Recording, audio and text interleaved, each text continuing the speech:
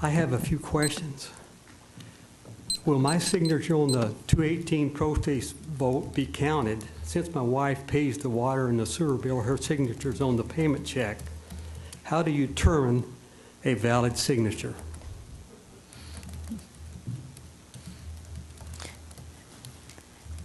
Is that your comment? That's it. Thank you very much. Amanda Rice? Are we going to answer his question? I mean, it's an easy, Yes, it's an easy please, one to answer. go for it. Answer it. I think maybe the staff should answer it. Okay. It's a very good question. I was trying to make sure that I understood the question, but I can probably answer it by explaining what was done. Under the legislation that implemented 218 regarding the ability of ratepayers to file protests, it allows the protests of either a tenant who pays the water bill, or if the agency, as we do, seek to get money from the real property owner. If the tenant doesn't pay the bill, the real property owner can pay the bill. So there's two circumstances. If anyone who's on the title of the property protests the rate increase, then we consider it a valid increase, a valid protest. Yeah, Bill. If it's a tenant customer, then the only protest signature that we would recognize would be the account holder. If the account is held in both names of two people, husband and wife or whatever, either one of them can protest. If it's only one, then only that person can protest. And that's only in the tenant situation. For the signature, how do you determine just by looking at it? I mean, I'm a lot older than I used to be. I don't write quite as good. Yeah. But I mean, what we do, we don't claim to be signature experts. So if the signature, if we don't have an example of a customer or a real property owner signature, we don't attempt to invalidate any signatures. There were circumstances where we would receive two ballots for the same property, and the signatures from both ballots, both protests were obviously different. We knew one of those were false. But also, there are situations in our files where we actually have driver's licenses and other documents like that, copies of those things. And in those situations where the signature is so obviously different, that we invalidated those as being the true signator. I also told the people that were viewing the process that at the end, we would, if we weren't violating any confidences, show them those signatures, and so they can also see how they're so completely different. I think anyone could also testify that they are different signatures. I have, though we have not retained them, contacted a signature expert. If we choose to use those services, they do cost money, but we aren't attempting to, look at fine details of it ourselves, only if they're so completely different that they're obviously not the same person. Wouldn't it be easier just to call the people and ask them? Well, can you imagine what that would do? I mean, we would call people and say, did you protest, did you not protest? They had an opportunity to do that. If they chose to write an X instead of their signature, they had the process to do it, and they didn't do it. I think that would just cause a That would be Isn't that would also be the more fact? fair. Isn't it also a fact that just as with voting, that the day you vote, that's the day you vote, and it ends at that point? Exactly. And that's correct, and that's the way they do with regular voting too. When they check signatures, if they don't match, even if it is the same person, those votes aren't counted. We're only doing it when it clearly doesn't match. And that Thank you. information is contained within your official notice that you mailed out? I mean, it Yes. specifically states the original signature of the property owner or the tenant customer. Right.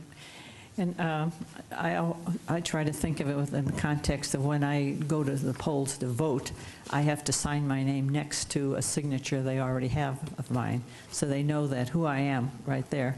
We don't have that in this kind of protest. It's not a vote, but a protest statement. We don't have the access to verify that, so we have to take longer and more convoluted means to verify.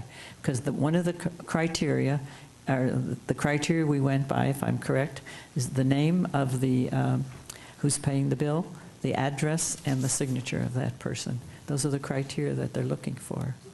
And I wanted to point out also, and this may be answered part of Mr. DeVega's question, the reason we did a sampling to look at signatures, it was at the suggestion of the League of Women Right. Voters. They actually chose at random close to 100 protests for us to look at. And even in that case, we only could compare signatures in our files to about half of them. And even then, it was only if it was clearly something completely different that we would invalidate a Right. protest. And you were doing that at the direction of the league. Again, they're the ones that are overseeing and directing this process at our request. Yes. That's correct. One other question.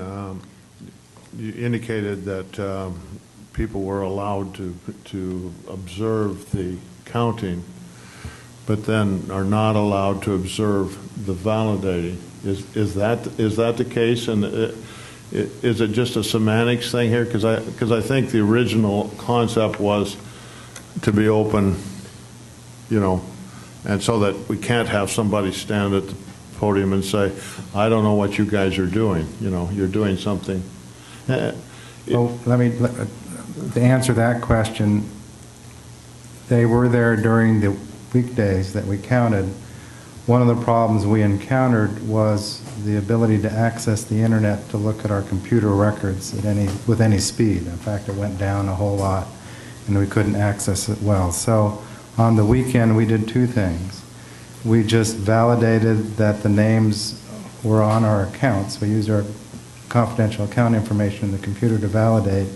The League of Women Voters representatives were there during that time. We came back into the public view on Monday, and then those votes were counted at that point.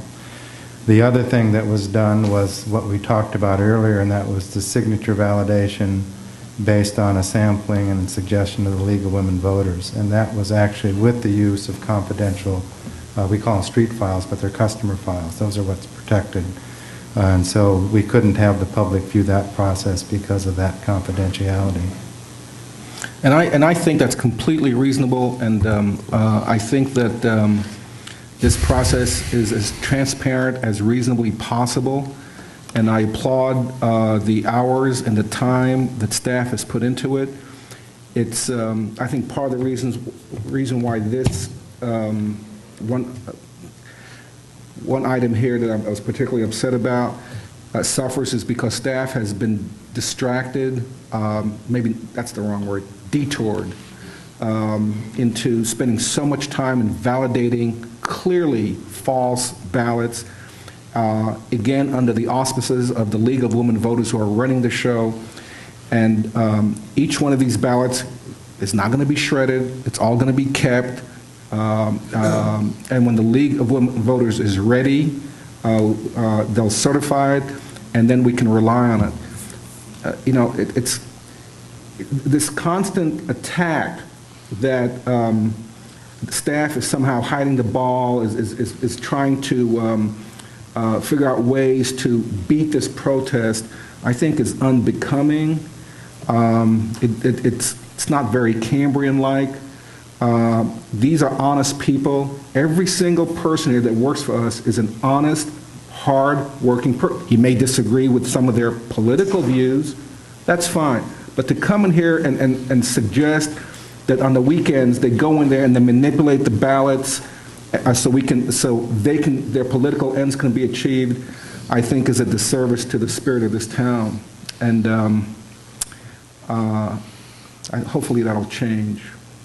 And one other thing that I didn't share with you in this public meeting, and that is that I made a promise to the people that were viewing the counting procedure that after the League of Women Voters certifies the results, that I would sit down with them with each invalidated ballot and explain to them why it was invalidated. They may not agree, but I can explain at least our rationale for each one. Exactly, at our expense.